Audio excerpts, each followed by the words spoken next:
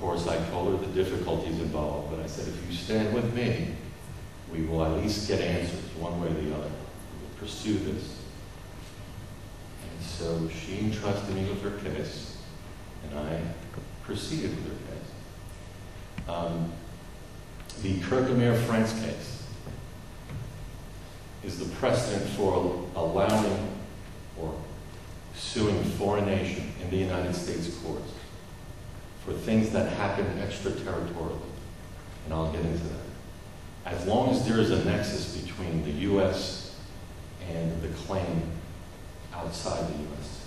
And I'll get into that again. Just give you a little overview. It's very relevant to Cyprus because you have arms that were acquired. This was my initial review of the case. You had arms that were acquired from the United States. There was a federal law in place that forbid its use to be used offensively. That law was violated when the Turks invaded and when they displaced hundreds of thousands of people, and they killed people, and they injured people. That is the violation of law. In my eyes, they could have done what they wanted to do with the government. That's just my personal opinion. But once they started displacing civilians who were just enjoying their daily lives, once they brutally killed and injured people, that's where the violation of law started and continues to this day. And there you see a nexus between the law and the acquiring of the weapons in the U.S. with what happened in Cyprus, because without those U.S. weapons and equipment, there would not be an invasion. And as a matter of fact, I believe my job is made a lot easier because in 1975, the U.S. Congress initiated an embargo. And that embargo was for the violation of the very law that I'm stating, the Foreign Military Sales Act, that was using the weapons in an offensive manner. Cyprus is not in Ankara. Cypriots were not threatening Ankara in any way. That's my opinion. And I think many of you hold that same opinion because it's fact. It's true. It rings true. We'll talk some more about that. But, let me just go on to say what I'm going to do next. I'm going to show you some slides. I'm going to give you an idea of why the United States courts, why the U.S., why now. It stems from the Kirkham case that I believe is pivotal and is a precedent to be used in this case. But in addition to it, this case is not just about property. I want to make that clear. It involves Turkey for what they've done. As an attorney, we use mechanisms. We use tools. I am no different than a plumber, an electrician, any tradesman. I use what is given to me, and I try to win. I try and fix things. And how lawyers work to fix things is they seek the law and apply it to facts and see if they can get you a remedy. That's the type of law I practice. And I get motivated by seeing people finding remedies that may not exist or may be unfair to what is being provided to them. That's me. That's who I am. I take on rights of other people and I fight. I don't care if it's a government. It's no different to me. It's about winning and vindicating the rights of my client. I do not, and I repeat, I do not represent governments at all. I'm not into politics. I only represent people. I represent people because they're the ones who suffered. The Cypriots who are here today know what I'm talking about. For 36 years, you've been suffering. Now, I believe that time should stop. Some people might say, well, there's a political solution. That's fine. I think that's an independent issue. But what I know is that in every democratic foundation is that the rule of law applies. If you disregard that rule of law, you don't have a democracy. There's no democracy at that point. Now, having said that, I do want to go on to the presentation. I want to address certain issues. But keep in mind when I show you these slides that there has been rulings by the U.S. courts that many of you do not know about, condemning the pseudo-state.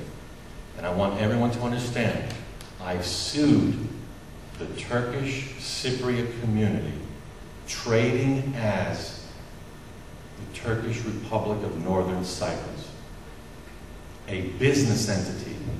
It is not a government. The U.S. government does not recognize it, neither do I. However, they have offices in Washington, D.C., a block away from me. They have employees. They have a lease. You're going to see some information that affects the jurisdictional issue that I believe allows us to go forward in a very unique manner to finally get the justice that you all deserve, the ones who are willing to participate in this lawsuit. And again, it's not just about property, but the pseudo-state is acting as a business. It's fraudulently selling properties, and it's also using a banking system, HSBC Bank, the international banking system. And that's also the basis of the lawsuit in the United States. As everyone knows, there's been a lot of construction in the north, a lot of fraudulent title being issued. People have been acquiring it. But a thief never obtains title. And the cases you're going to see, and as a matter of fact, what I put up here, and this is Chief Justice of the 7th Circuit U.S. Court of Appeals. This case was regards to the Church of Cyprus versus Goldberg. Many of you may know the case regarding the Kanakaria mosaics, the icons. They finally returned to the church. But you should also know that in that case, the pseudo-state sought to intervene. But the courts, the United States courts, condemned the TRNC. And this is one of the first statements.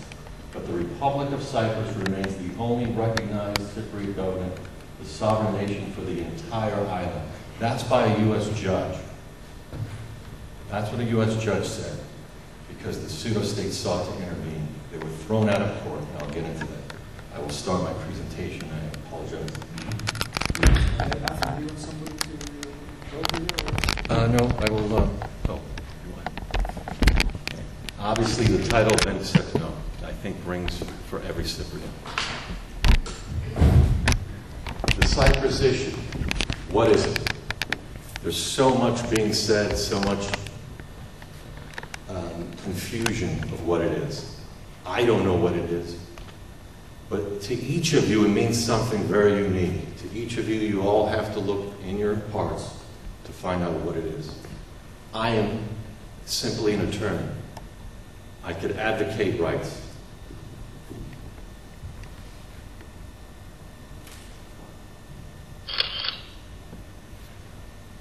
Obviously, this case is about the people. I don't have to tell you all, I'm sure either individually, personally, or you know someone who experienced what happened in 1974. So what about the people? What are they supposed to do? Are they simply supposed to forget about everything? Or do you give, or do you seek what every citizen has a right to? And that is a lawful way of resolving the issues that are before you. The morally the right thing to do. Give closure to what happened in 1974. In the United States, in the UN, has there been assistance? No. Obviously, for 36 years, nothing has happened. However, in the judiciary, in my case involving Kirk France, there is a case now that I believe actually addresses the issue. In court, we can do something. We could do something very special. For the first time, we could put on evidence in a United States court where Turkey is most delicate and most vulnerable